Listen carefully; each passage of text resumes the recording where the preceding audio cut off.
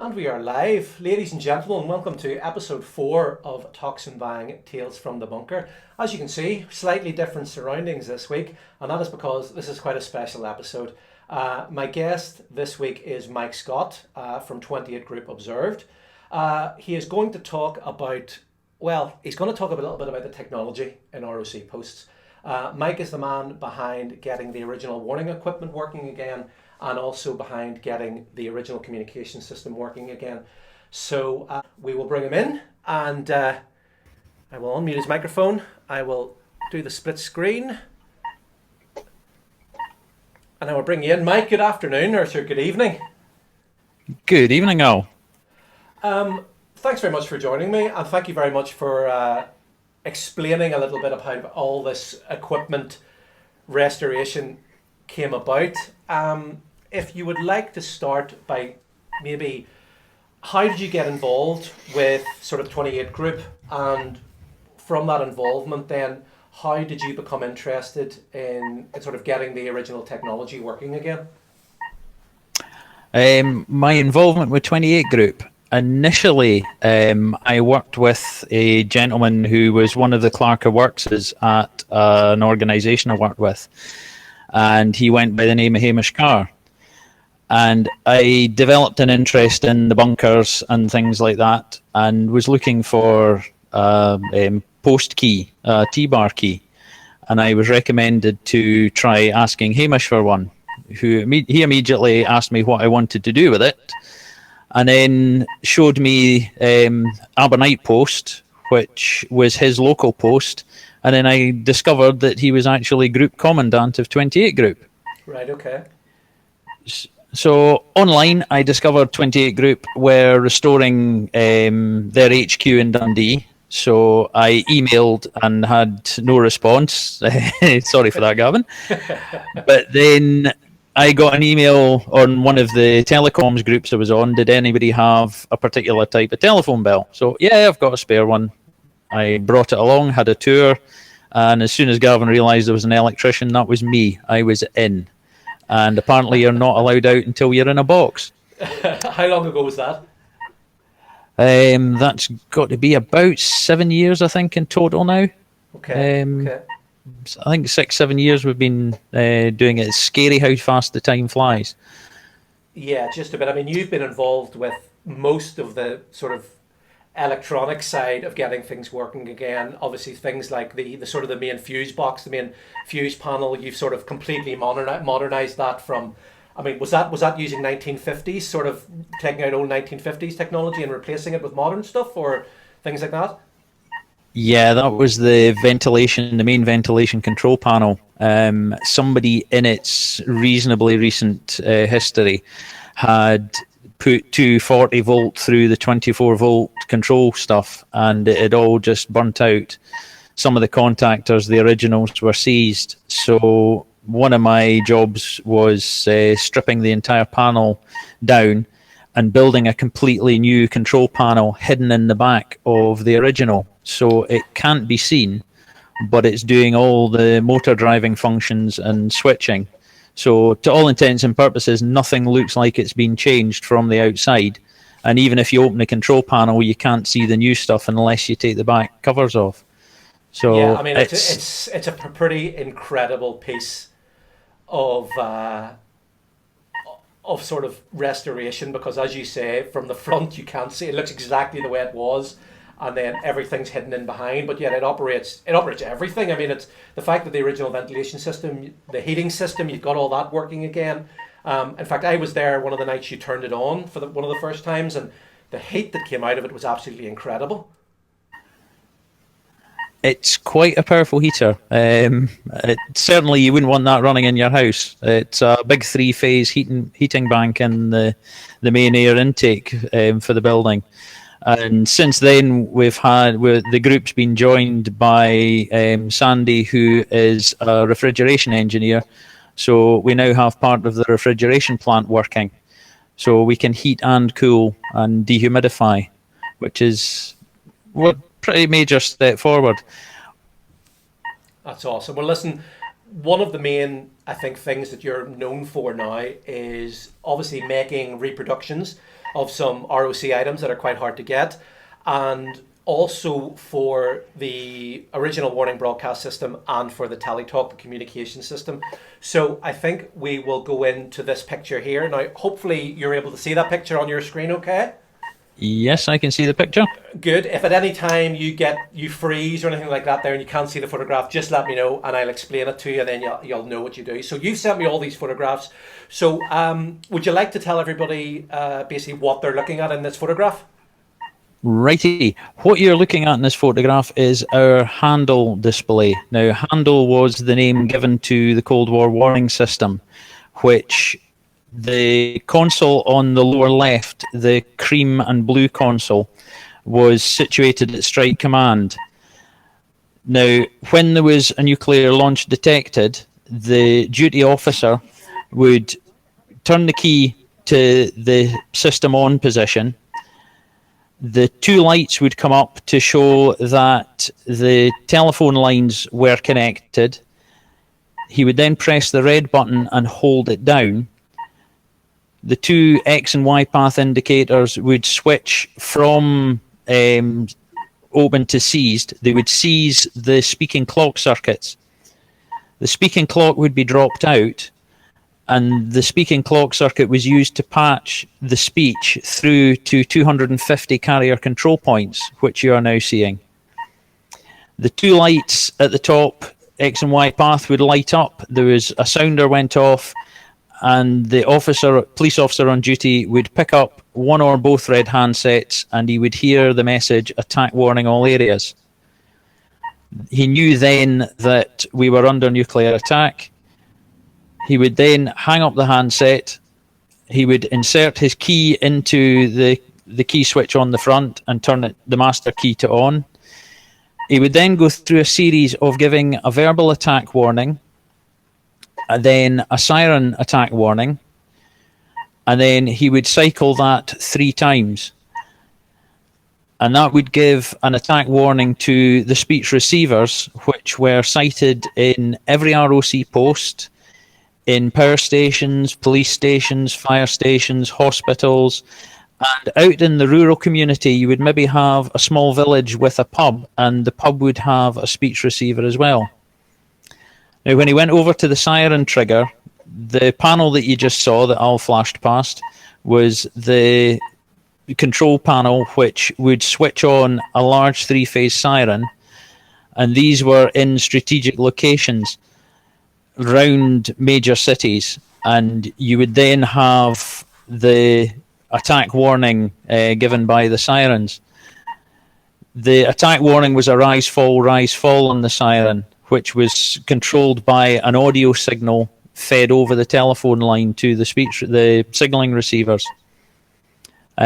Each of the sirens, incidentally, had a 1 kilowatt heater on either end of it. So in the winter, these were switched on to keep the sirens nice and warm, which was like a 2-bar electric fire running at the top of a pole. Yeah, mine, one of the sirens I got for the Ulster Aviation Society still had its heaters on the end of it. And as you say, they're just little 2 bars that come down and they go into little sort of it's almost a little aluminium plate. And then the aluminium plate heats up and keeps the vents all free of snow and ice and whatever. Yeah, I mean, a kilowatt each, they would have got quite hot up there. They would have kept the pigeons happy. Yes, they would indeed. So, I mean, obviously this display that we're looking at now in this photograph, that is at Dundee. What in this photograph is real, and what in this photograph have you built from scratch? The real items is everything virtually on the right. The only manufactured, if you like, items are the cream and blue console and the power supply for it behind. They are reproductions of as close as accurate as I could get to the console. I was very kindly given a lot of dimensional information and close-up photographs of the original console, and have managed to source almost 100% of the original items. The only things that aren't like the original are the 2 VU meters that are on the front. So, and technically the insides of this, you have this working exactly how it would have worked originally?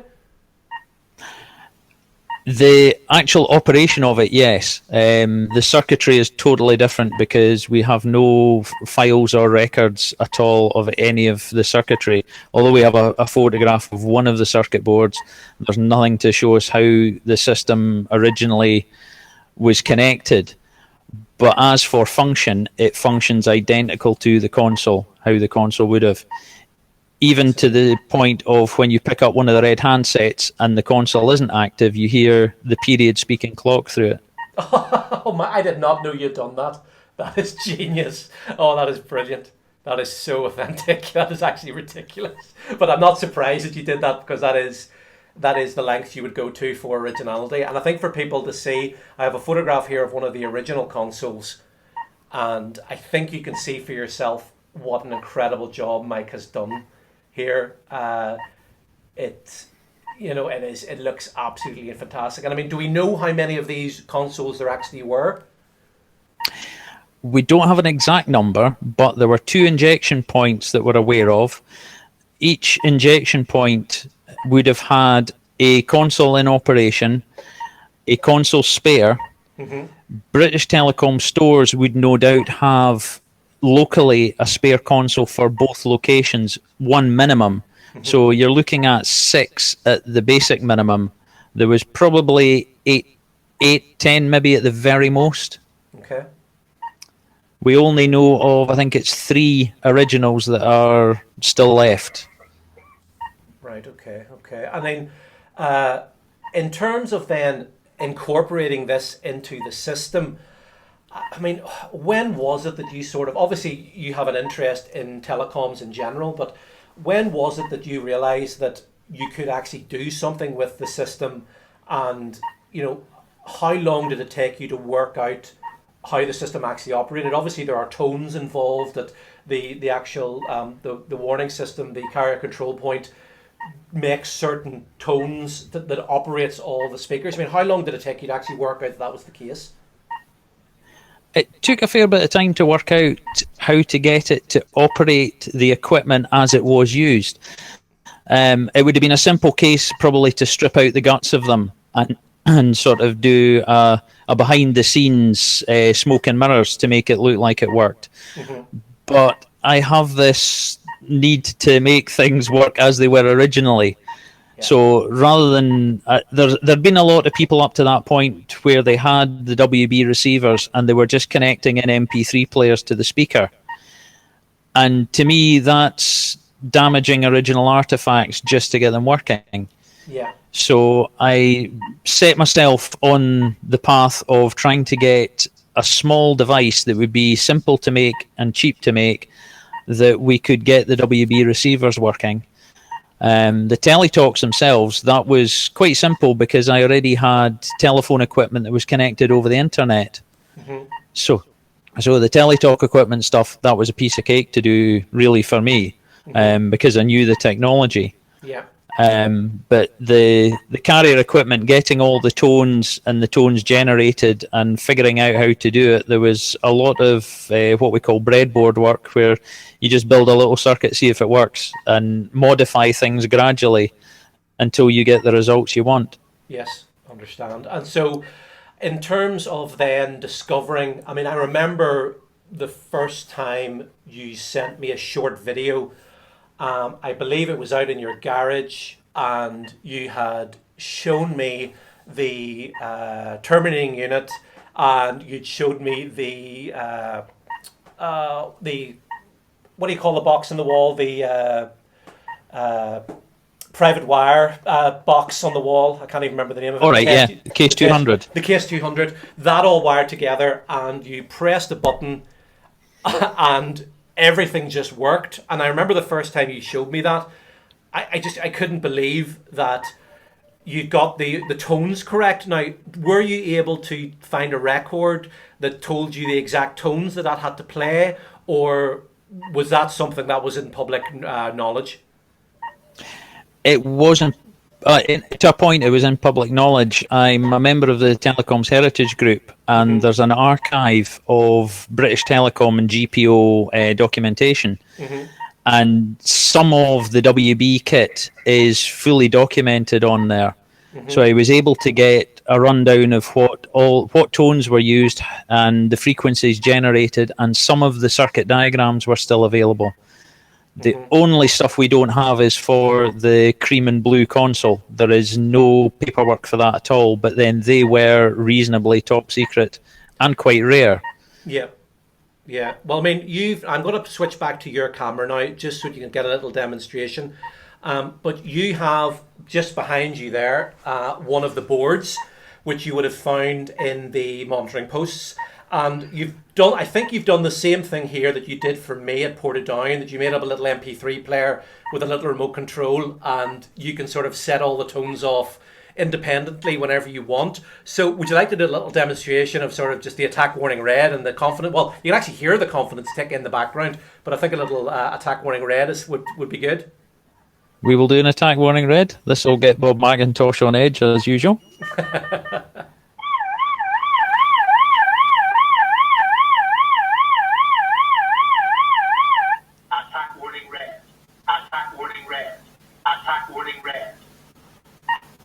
You may also recognise the gentleman that's giving the attack warning red. Of that very, very professional broadcaster, streaming broadcaster, yeah, him, yeah. So the tones that we're hearing there, that's all generated from the CCP, which is the carrier control point, which again is this unit here. That's all being generated from that. In normal function, when the system was up and running, yes, that would all be generated by the CCP. The demonstration units and the ones we use in the post, it's all done with MP3s. Okay, and then the bit that said attack warning red, that then would have been spoken by the police officer that was in the police station then via these two red telephones. That's correct, yes. If you notice on the handset, there's a little white button just on the right-hand edge of the handset near the earpiece, and when you pick the handset up, the light speak now, which you can see in the lower right of the photograph, that lights up. You press the button and you would use both handsets simultaneously just in case there was a fault with one of the speech paths. Okay, understand, yeah. Understand. Now, obviously, I'll show actually the exchange equipment.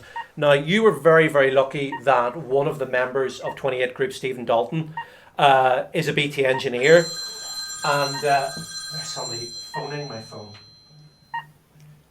So I'll turn my phone down. So yeah, I can get mobile phone signal below ground today, apparently, which has never happened before. So I'll show the exchange equipment. Now, Stephen Dalton, being the BT engineer, was able to find a set of the original exchange equipment for the wireless warning broadcast system in a local telephone exchange, and BT gave you permission to remove all of it and bring it to Dundee. They did indeed. Steve Dalton very kindly managed to locate it, having the contacts in BT. And BT Heritage allowed us to remove and put on display the equipment. And what you're seeing in the photograph are the two cabinets that came out of East Kilbride Exchange.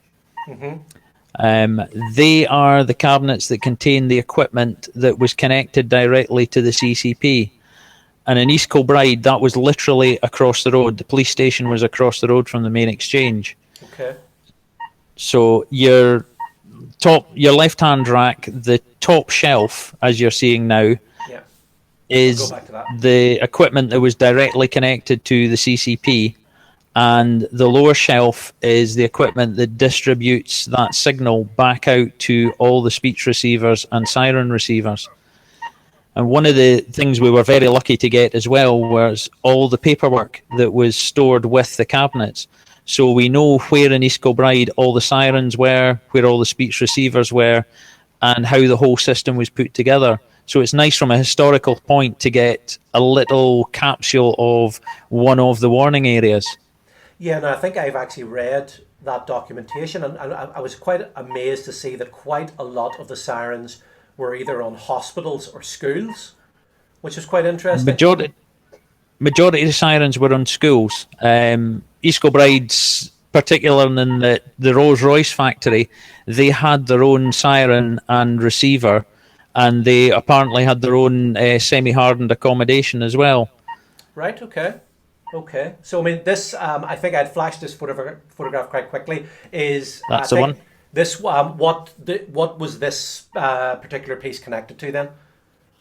The upper shelf that you can see was the incoming line from the carrier control point. Okay. So around the country, there were 250 of these shelves in the exchanges where the carrier control points were, Hmm. and that carries two speech paths, which is there's a failover system. So if one speech path fails, it can switch over to the other one automatically. Okay. There Okay. were alarms went off at the exchange to let you know that there had been a failure, so the engineers would be onto that straight away. Okay. And And the rack, you can see the you have this bottom. working. This is all working, isn't it? This is all fully operational at Dundee. We actually have the system wired through the original style of cabinet that was in the bunker at Dundee, and the whole speech path operates as well, including the phone that was used, the black phone on the CCP that was used to speak to the warning officer, I think I have that is there. all Right. fully functional. There we go. That's that one there. So you, I mean, how did you? I mean, I think I watched you wiring this here one night when I was at Dundee. I mean, how did you go about wiring all this up again? That was a bit of detective work, working out all the different wiring diagrams that we had. The top left hand four blocks are the originals came with the CCPs, and I had to weld up and manufacture the frame to carry those and all the ancillary connections so we could do the display. There were various bits of equipment in the exchange that supplied feeds to that we've had to replicate. Hmm. So some of the bits aren't as they would have been in the exchange, but they're using original Stroger equipment, so they're of the time period. And I mean, I watched you. You have all the original sort of period BT tools as well. So you had a special tool for winding the cable. You had a special, and that winding tool plugged into the BT equipment, so it actually took its power from the line as well, which is just. I love the fact that you were restoring original equipment using original tools, which is just incredible. You know, it blew my mind that you're using this stuff. Like, even had a head torch, didn't you, that plugged into the line as well? That's right, yeah. I've got an original Linesman 50-volt head torch, which is literally just a bulb in a bulb socket with a little light shade on it that was on a strap to your head. But the equipment, the tools are designed to fit the equipment perfectly, Yeah. and I'm a bit of an anorak, I have to admit. So yeah, I was using the original tools and things to connect it all up. Do you think that without your input into it, like stuff like this would ever have been done? Because I mean, until you came about, other than as you had mentioned before, people putting a tape recorder inside a teletalk and gutting out the internals and doing the same thing with the speaker inside the post. That's really what people were doing, and it wasn't until you sort of started doing it that everybody realized what you could actually achieve with the system. Personally, I don't think if you had come along, I don't think anybody would have ever done it. I'm sure there must be some other nutters out there that are as bad as me. There are in the telecom heritage group. There are certainly guys that would have probably eventually got their own equipment working, but my need to get it all working it's just one of these things I have to get it working, and as it was, and being able to let everybody else use it meant that we can now like talk on the teletalks between yourself and myself, or as a group between us all. We can operate the post comms as they were, just replacing the phone line with the internet. Tocsin I've bang. disappeared again. That's the code word, isn't it? Tocsin bang. We have to say if your camera Yeah. goes all grey. Right. Okay. Now I think we'll move on and talk about which is my favourite item. Now I love the warning speaker. I love what you've done with it because it makes the post alive, and it really gives the visitors just something extra when they're in the post. That they make it. It makes it a real thing. Then that it's a living museum.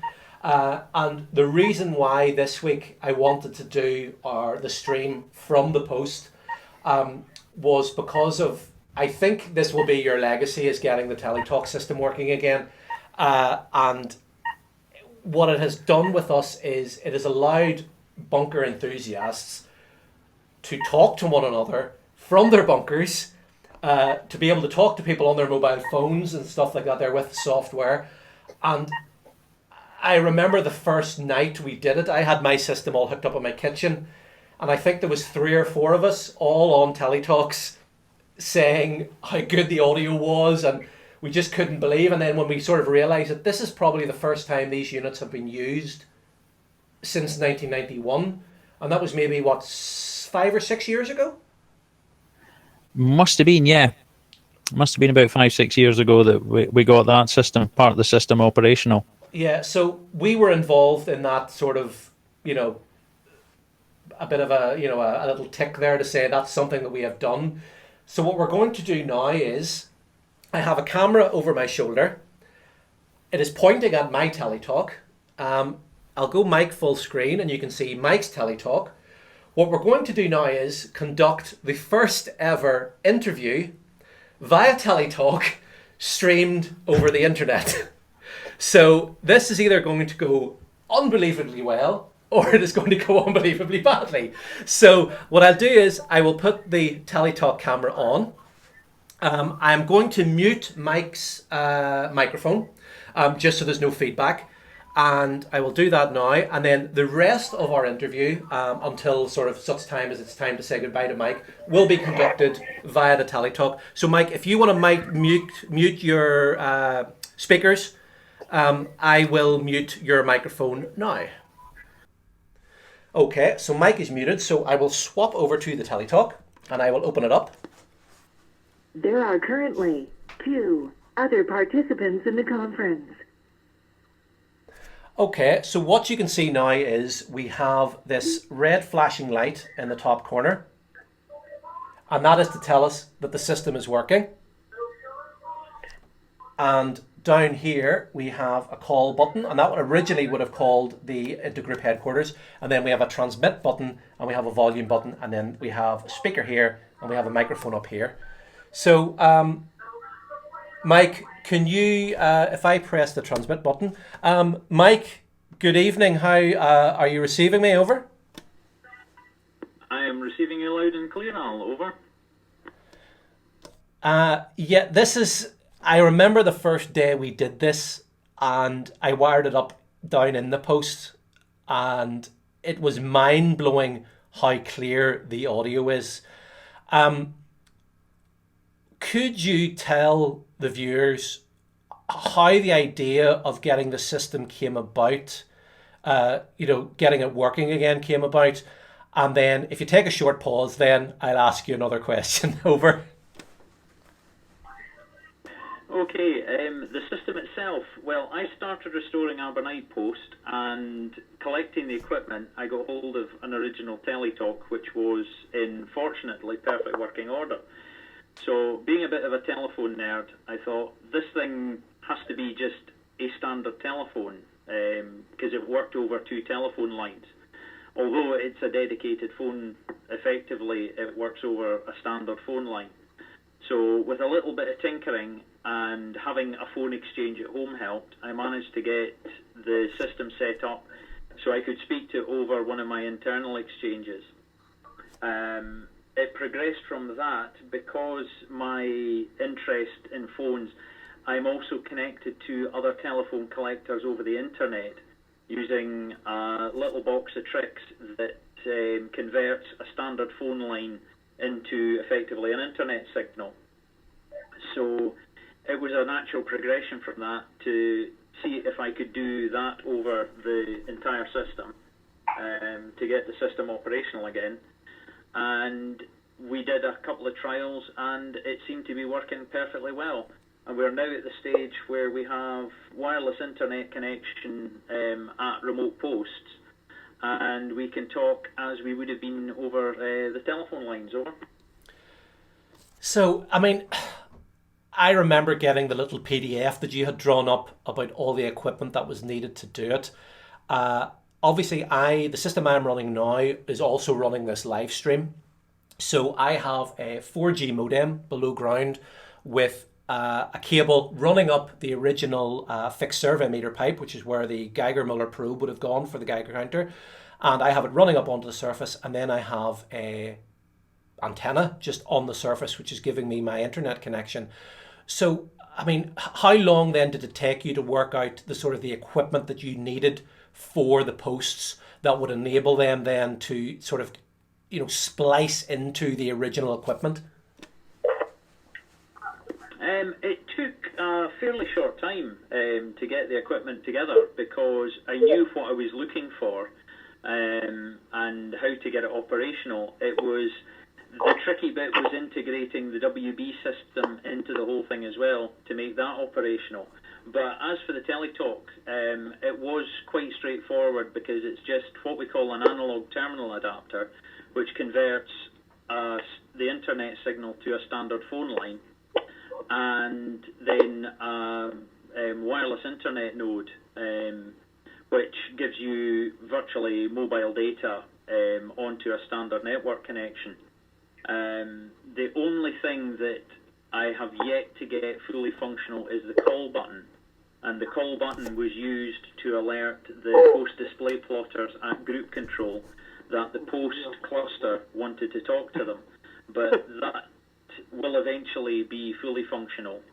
We have a workaround for that at the moment, but that will be fully functional. But as to getting the Teletalk operational, because of my interest in phones, I had the equipment and the technology there at my fingertips, so it was relatively fast getting the Teletalk online. Over.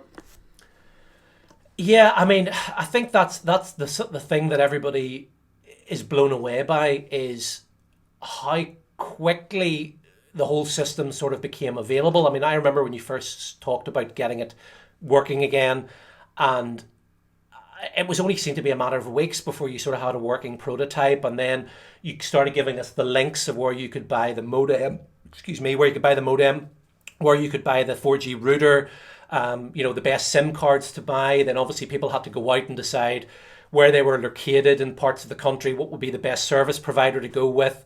I eventually found that Vodafone, other service providers are available, was the best people to go with. And I was getting a great signal here with that ran both the Teletalk and, really good internet as well. Then did you find that the Teletalks just started working again?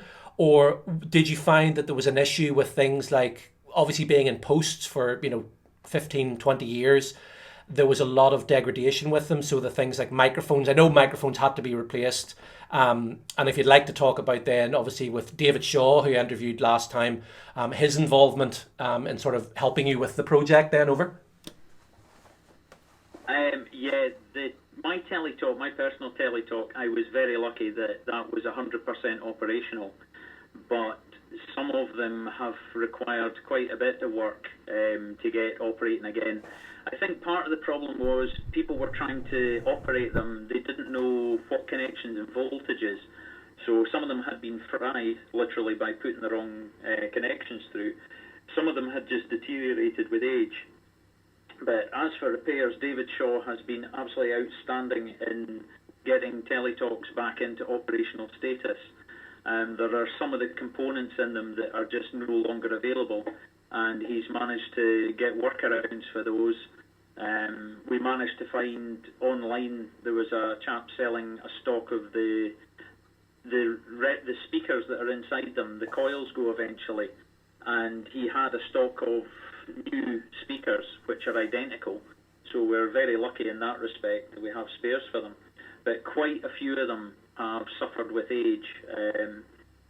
Particularly the plastic hinges as well, they snap. Gavin managed to get some of them 3D printed and then dyed them, so they're very close to original colour. But they are basic, simple circuitry which can be repaired relatively easily, which was probably a remit when they were designed. Over. Yeah, I mean, you've obviously, I think there was one Teletalk at Dundee. I remember we opened it and there was a strange circuit board attached inside it that looked as if it had been retconned during its service period, its actual service life, but we could never work out what it was for. Over. Yeah, that's right. There was a BT modification had been made to it, and it must have been a local modification for some problem that they had experienced on whichever exchange it came from. But there being an on-site modification, there was no circuit diagrams for it. But the teletalk was just returned to original state. We still have the circuit board for preservation, but it was an easy bypass to make to get the system back operational again. But it just shows that not every single installation was exactly the same. There would possibly be some local conditions that would require maybe interference, but they would require a different modification. Over.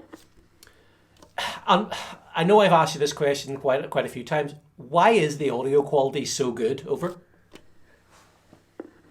Basically because it's effectively two channels.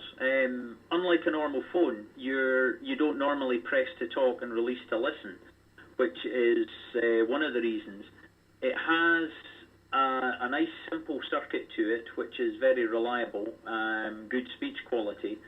And we're also, instead of using telephone lines, we're using the internet. So you've got a short analog path before the signal's actually processed by the internet. I mean, effectively what we're doing is we're running on a computer-based phone system, which is running a conference call. So each teletalk joins the conference when you connect. So you get an announcement saying another participant has joined the conference when we open them, and that just lets you know somebody else is online. But it's just effectively a computer-driven conference call using old technology. Over. Yeah, which works probably better than it did originally. I mean, I have a map in the post that I've just looked at that shows all the posts that has the system in place. Now, these are all restored posts to museums. So some of them are museums, some of them are owned by people and they just look after them. And it's 15 posts have this system in place now. So that's 15 restored posts all over the length and breadth of the United Kingdom that have this system that you basically invented in place. Did you ever think it would get that to be that many? Over? No, I didn't expect there to be that many.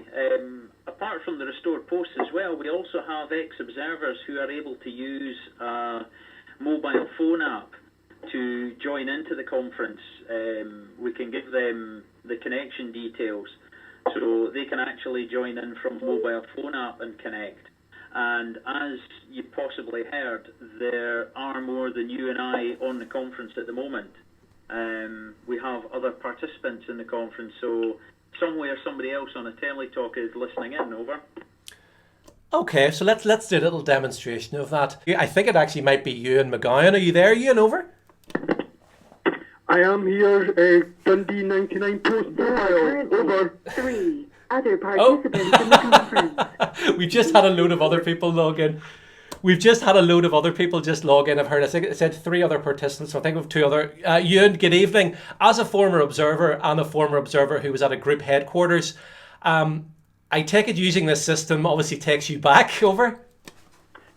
It's been absolutely fantastic to what Dundee have been doing. I've been in for a wee while, and just going down to even just have a wander around the sector control is fantastic. It takes me back to the 1980s when I joined. It's been absolutely brilliant. Over. Yeah, I think as we've obviously alluded to in our sort of our previous talks, Mike and people like Mike and people like myself and people like Gavin, we obviously do this because of the sort of the admiration we have for the Observer Corps and people like yourselves. And I just hope that I can hear it in everyone's voices. I mean, I've sat here, I've stayed the night in this post before, and I've listened to a network of 5 or 6 people talking on the teletalk and the stories that come out, and it really makes you feel part of something, and it gives you a little glimpse into what the sort of the training camps would have been like. Over. Carlisle 56 post in the conference. Over.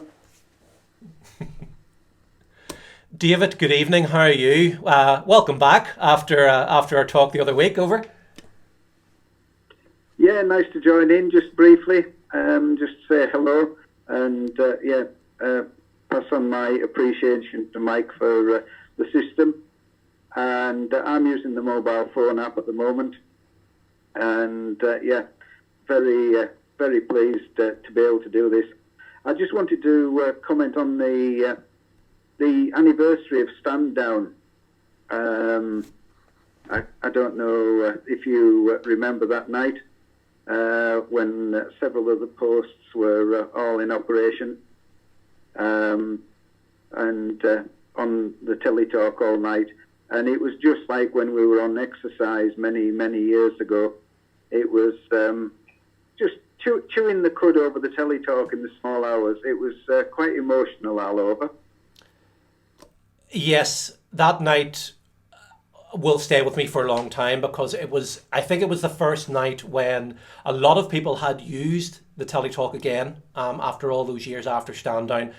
I eventually just went to my bunk bed, leaving the teletalk on, I believe until about 1:30, 2 o'clock in the morning. And I just lay up in the bunk bed in the post with my sort of hands behind my head and just listen to you all talking. And it was one of those things that I almost wish we had recorded it, but I'm glad I didn't record it because it probably would have got people in trouble. Over. Yeah, I think you're quite right with that. Anyway, I shall let you continue talking to Mike. And superb, Al. And thanks for having me on last week. And I'll sign out the conference. Bye, everybody. Okay, thank you very much. I'll pass back to Mike now. If even Mike, if you want to talk to Ewan, if Ewan is still there on the side, you can work away. Mike, I'll pass it over to you. Over. Dundee 99 post. This is 36 post Abernite. Over. Dundee 99 post. Good evening, Mike. How are you? Over. I'm very well, Ewan. I think we should possibly point out that, as well as Bob McIntosh, you were on the post display plotting. So you would have been at the Dundee group control on the other end of the teletalk, which you would have been on a headset. I don't know if Al's got a photograph of the headsets that we would have you would have been wearing down at group control. But when the posts eventually did press that call button, they would be talking to you. Over. They would do. Everybody that came in, the first job they got was the post-display plotting because it was the easiest one to basically train somebody up on, and then they progressed through the building. Lastly, I was the leading observer, and I was then, one of my jobs was post-supervisor, which meant that I was in charge of all the information coming in. So if anybody had a problem, it was me that they came to.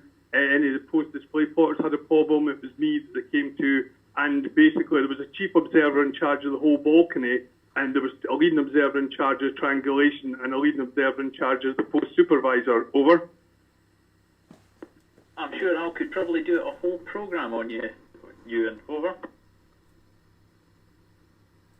I'm sure if he wanted to, I'm available for a small fee of a cup of coffee. Unfortunately, just a bit far away, but yes, that would be not a problem. Over. Oh well, there's no problem with distance with modern technology. There's absolutely no problem now. I could, if an observer lived in Australia, I could interview them now. But what I want to do at some point is do a round table interview in Dundee with former observers on one of the evenings when we're all sitting around having our curry, having our chat, is just basically put a microphone in the middle of the table, set up a camera, and just interview you all in a nice relaxed setting and sort of get your personal, just how you remember life in the Corps, and to sort of get it on video, get it recorded so that there's a lasting memory there, and we have that. But it's things like this that Mike has done to bring the teletalk in, and I knew this would work when I got the idea a couple of weeks ago to do this and actually to come down into the post and use the teletalk. And the fact being, this is the first time ever that this has been done as well, and it has worked perfectly. It has worked like magic.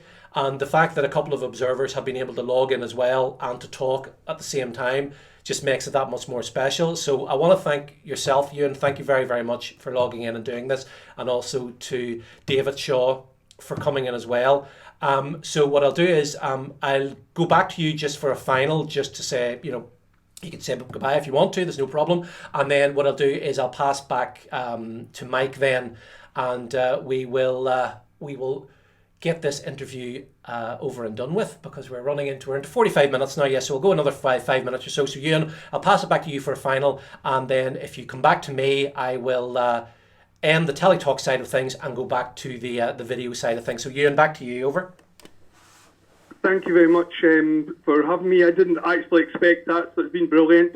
Mike, we'll speak to you sometime, and take care, and well, hopefully we'll see you in the not too distant future when this is all over and done. This is 99 Post Mobile, out. There we go, Mike. Right, well, if you want to unmute your speakers, I will unmute your microphone, and we will go back to the futuristic way of doing things, even though I could probably do all this for the rest of the night, but I'm sure people would maybe we'll go back and show our ugly mugs again on camera. So I will be back to you in a little second. Okay, so I'll unmute Mike's microphone. I will close the teletalk. I will go back to split screen, and I will do that. So yeah, that was actually good fun. So it was. That was indeed, yes. It was actually good to hear Boots and Ewan coming on as well. It does highlight the slight difference you will get between the teletalk and the mobile phone app, in that the mobile phone app doesn't mute the microphone. Yes. So you get all the background noise from a mobile phone, and you got none of that with the teletalk. I don't know if you'll hear from my microphone in the background that there's a sort of general chatter in the background. Yes. That's one of the other features is on the teletalk conference. When there is only one person in the conference, you get what's effectively music on hold. And Gavin had set up files for the music on hold, which are actual recordings of exercises by the ROC. So if there's nobody else on the conference, you have a background chatter, which is genuine plotters talking over the teletalk system and receiving calls. It's one of the things I remember when that system sort of became available. Originally there was hold music. I do remember the original hold music, and then Gavin got access to these files which he uploaded, and I think they sort of range from the 1950s right through until the sort of 70s and 80s, don't they? They do indeed, yes. There's a fair range. You have actual aircraft plotting. That's one of my favourite ones. In the background, you can hear the fast jet going past, which is absolutely brilliant. And then you move to the modern ones where you have them doing training and exercise. And the one of the favourites of a lot of us is the chap that completely misses the Tocsin bang. Yes, just misses a nuclear explosion out completely. He totally misses it. He's given a Tocsin report through and just says, and then later on complains that he hasn't had a Tocsin, and when the plotter tells him, I put one through to you, he's totally baffled, having missed it for almost, I think it's 7 minutes. Yep. That he's missed this Tocsin. And then I think I've done the video I sent to you with, I put on the old style headset, and it was, hello, 36 post. It was the really, really lovely word spoken lady in group headquarters, and she's saying, oh yes, I forgot you've got distractions now, you can hardly hear me. And you can hear the guys going, can you speak up a bit, love? I can hardly hear you above the noise. Like that, there's the aircraft are flying over. And what I love about that one as well, if you listen, they're about an hour long. If you listen to them, they'll go through on a loop. If you go through about an hour, you'll actually hear one of the observers has brought their basically their daughter or son with them to the exercise, and you can hear her going, Mommy, did you see the plane, Mommy? Like that there in the background, which are just, They are. They're just they are a glimpse into history, and they just show you what way things would have been done, and how you can speak for days. You can read all the training manuals, but actually physically hearing how things were done Yeah. is incredible. And as you say, having that as the hold music was just one of the greatest ideas ever. Because when there's nobody else on a day, when you're having an open day, having that on in the background again just adds a bit more realism to the post, which is absolutely It does brilliant. indeed. Yeah, absolutely It does. fantastic. So the other thing you've done, we'll go quickly because I think we'll go on. I'm imagining there's enough people watching that we can go on a bit longer. Another thing that you've done is you've made replicas of sort of quite hard to obtain items. Now I have one of the real ones here. I have the fixed survey meter rod, so I have the Geiger Müller head at the top. I have the little frame here, the clamp, and then I have the rod itself, and that goes up then into the fixed survey meter pipe.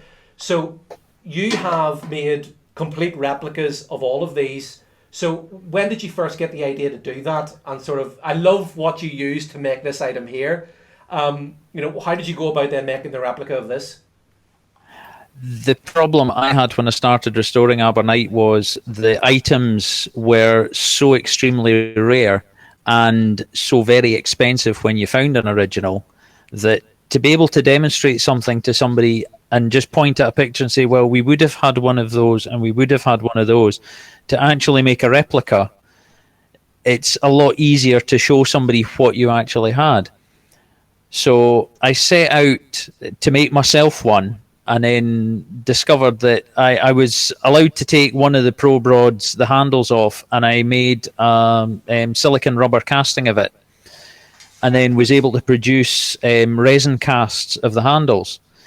They turned out to be quite brittle, and Ed Coombs down at Cookfield Post very kindly got a local foundry to forge us sand cast aluminium handles using one of the resin casts. So I was able to machine up rods and all the parts to make up a replica probe rod with an original aluminium handle.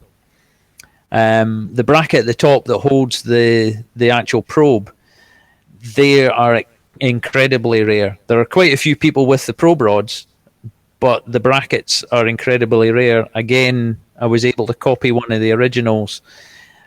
The copies I've made aren't 100% accurate because you wouldn't want somebody trying to sell that claiming it was an original. Yeah. So it's obviously a replica, but it's as close to the original as you can get. Yeah, it's did you make this out of you made a replica of this as well out of a deodorant tin or something, didn't you? The actual sensor, yes. Yeah. That was a body spray can. I was looking for a ready-made aluminium can that was almost exactly the same size, and I just happened to be shopping in Tesco's one day and spotted body spray cans. Oh, that's the right size. That's ridiculous. So I was getting funny looks when I had about half a dozen of these cans in the shopping basket, and the lady at the checkout is giving me funny looks. But yes, that was one of the things to make a replica probe. And since then, David Shaw has gone on to make a fantastic circuit that replicates the actual feed into the fixed survey meter. Yes, I don't have the he's done some me, sadly. I could have showed that, but yeah, he's done the little EEPROMs, the little sort of mega fake EEPROMs with the little Arduino computer inside them that sort of replicates. Yep. All the the knots and ones that it would have given, which again, I do this every single stream, but people that are on the outside of this would not believe the sort of the camaraderie and family group that is built up around this whole, what really should be a group of people restoring nuclear bunkers has really turned into something more, and we all have become good friends out of it. And it's not like a sort of the classic car thing where somebody's jealous of somebody else because they have a slightly nicer manifold on their Jag and things like that. We are genuinely friends, and we do help each other out obtaining items. And if we find a stockpile of something, we get it shared out between each other. And I think it has made for a much more pleasant experience for all of us. This is something which is quite difficult to do. if maybe the restoring side of it is not as hard, but the physically getting the items to put into the restored post is getting harder and harder and harder and much more expensive. And I think if a lot of us hadn't have got together, there'd have been quite a few of us would have given up by now because they just couldn't get the stuff to do it. Oh yeah, definitely. I mean, fair enough. You can show people a photograph and say this is what we would have had, but for them to actually physically see it and how the items all went together, even with something that's almost a close replica, it's easier for the public to appreciate what the equipment actually was and how it looked. We've done a couple of replica of the FSM Dome. That would have gone over the top of this unit here on the surface. Yeah. Gavin got a base machined in aluminium, which was rather expensive. Because the originals, a lot of them, a whole set of them were used as car park bollards. Yes, at which is the Civil Defence Depot. rather a scary thought. Yes. When you realise how much they go for on eBay now, it's quite a scary thought. Yeah, helping out other post restorers. It's been fantastic being welcomed into the ROC family. It's still, you feel like you're on the outside, and they are a very tight knit family, but they are very welcoming when you get into the post restoring and things like that. I must say that the ex-ROC that come to visit us and that we have the work weekends with are absolutely fantastic group of people. Yeah, really are. Totally. I mean, obviously David Shaw, Colin Woods, who helps me out here at my open days. Without him, sometimes I just couldn't do it. I physically couldn't do it. I have Bob McIntosh that flies over from England to help me at my open days, my European Heritage open days. I have Ed that comes over, Ed Coombs. I have Jack Hanlon as well that comes over to help me on my big open days. It's been incredible. It's been absolutely incredible. I don't know, I've been involved in quite a few groups, classic car groups and things like that there, that would have never seen things like that, would never have seen stuff like that in those groups. But there's just something special about this that has changed that. Now, obviously, at the very, very start, you had mentioned about Abernight. As well as doing Dundee, as well as doing all this restoration stuff, you also have your own post, just like Portadown, that you have restored as well. And it's probably the cleanest post on planet Earth as well. I don't know. Yours is not far off it. I think yours is the most painted post. Yes, but I didn't get out a ruler and measure the distance between clips when I was clipping wire up on the wall. You know, Abernight looks identical to how it was originally. I think that's the big thing about it. I have no photographs of Portadown below ground. I have one taken in, I think, 1959. But it's in black and white and it only shows the desk, it doesn't show anything else. So the good thing about Abernight is you had photographs from below ground, that's right, isn't it?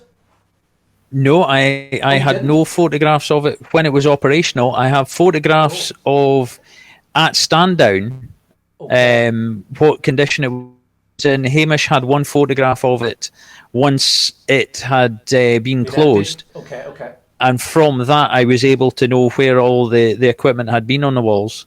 There's still, I'm very vague about how bits and pieces were in. The bunks, the position of the bunks, they're normally across the wall at the end wall, but one of the ex-observers told me that they were actually at 90 degrees in the corner. Right. So I was able to turn the bunks round to get it more accurate. But I would kill for an operational photograph of Abernight. Yeah, same here. I have loads of photographs of posts, but sadly I've only got above ground photographs of Portadown when it was operational. Now, was Abernight a master post? I know you have it set up as a master post now, but was it a master post during its active life? Yes, during its active life it was a master post. With all the various reorganisations of posts, what eventually happened was the cluster Abernight ended up in, there were 3 master posts in the one cluster. Right, wow. Just with various reorganisations. So for some odd reason, the second furthest away from HQ post was made the master. And Abernight, which has almost clear line of sight to Dundee, had its radio equipment removed. Right, that's quite Although odd. the radio dome was still on the air vent, and the mountings for the pump and everything were still in the floor, and the pipe work for the pump was still in, the actual radio equipment was out. Right, okay, that's interesting. I wonder why they decided that the post. Obviously, they were trying to go for let's go as far away as possible, and where our signal allows, and then it can bounce then, and repeat further on out. But it's strange. You would have thought they would have kept Abernight and then gone out from there. Done it that way. That's very, very bizarre. But then there is loads of questions that we could ask about things that were done during the ROC's life that we will never know the answers for. Right, well, that's an hour we have talked for, and as I say every week, I could talk even longer than that to you. But again, easily. Yes, and my idea for doing the round table, I think that is definitely something that should be done, because by the time we all get back to a sense of normality and we are all back at Dundee for the first time in quite a while, I think we all will have plenty to talk about, and I think doing something like that would be a lot of fun. Yep, certainly would be. Yeah. Right. Okay. It will be great to see everybody. Yeah, it will be. I can't wait. I really can't wait. And now that we will have direct flights now from Belfast to Dundee. I think with Loganair, which is starting. It was supposed to have started this April, but obviously with everything that happened, they didn't do it. So hopefully by next year it will have started again. But Mike, listen, thanks a lot for joining me. I love talking to you, and we always have a bit of crack. On nights. That's a good laugh. We're usually the last two people to go to bed on the work weekends, and we enjoy a little dram before bedtime, as we would say. And but listen, thanks loads for joining me, and thanks for explaining everything. And hopefully, you're very welcome. Tristan at home. I will give you a sort of little after action report probably tomorrow. Just once I've viewed all the footage back, and I can send you a copy or do whatever you want. And but listen, again, thank you very, very much for joining me. Yep, you're very welcome, Al. All right, man. Thank you for having me on. I will speak to you again soon. Okay, doke. Take care. All right, mate. See you later. Bye, everybody. Bye, Mike. Okay, folks, that was Mike Scott from 28 Group Observed in Dundee, and I think I probably won't speak for myself here when I say that was one of our, probably the most interesting one I think we've done before. Not to disparage anybody who's come before us, but just to look at the equipment and to actually physically test the equipment as well on stream was absolutely fantastic. It's very, very cold in the bunker tonight. It was very, very warm today here in Northern Ireland. It is quite cold here now. I didn't turn the radiator on because I didn't want the generator above ground to be drowning out any of the audio down here. So it's actually freezing, and I didn't bring a coat with me. So I am going to log off now, and I'm going to go in and get the heating on in the car on the way home, and then get a cup of tea. But listen, folks, as always, thank you very, very much for watching, and I'll see you all again next time, whenever that's going to be. I'll have to line up somebody else to interview. So yeah, listen, I'll see you all again next time. Thanks very much. Bye-bye.